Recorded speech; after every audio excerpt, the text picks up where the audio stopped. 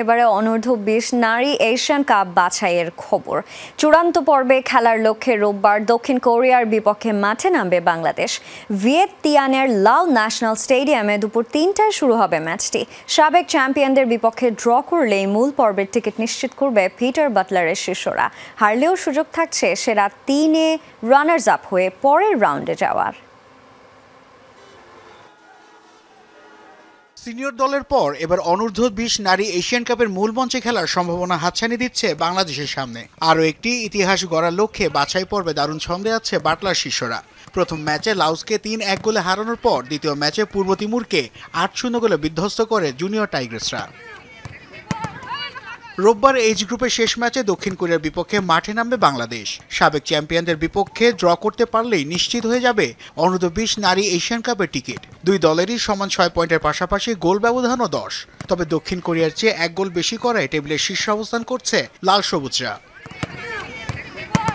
হারলেও সুযোগ থাকছে সেরা 3 রানার্স আপ হয়ে চূড়ান্ত পর্বে খেলার। সেক্ষেত্রে চোখ রাখতে হবে অন্য গ্রুপের পয়েন্ট ও গোল ব্যবধানের দিকেও। তবে সেদিকে না তাকিয়ে আরও একটি জয় নিয়ে বাছাই পর্ব শেষ করার কথা জানান ম্যানেজার মাহমুদা অনন্যা। দুইটা ম্যাচে আলহামদুলিল্লাহ ভালো খেলে মাঠ থেকে ফিরে এসেছি। আর একটা ম্যাচ দক্ষিণ কোরিয়া যদিও অনেক শক্তিশালী টিম, আশা করছি ভালো একটা ম্যাচ উপহার দিতে পারবো। আর একটা ম্যাচ যেন ভালো খেলে দেশকে ভালো কিছু দিতে পারে এবং দেশবাসীর জন্য যেন কিছু নিয়ে যেতে পারে। এর জন্য সবাই আমাদের জন্য দোয়া করবেন।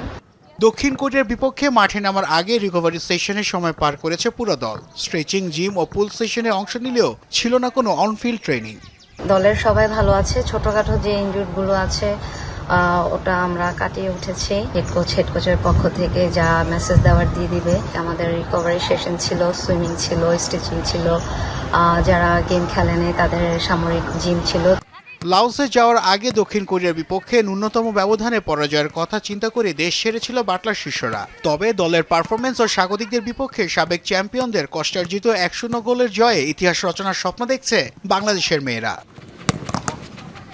নাসিফ শুভ, যমুনা স্পোর্টস।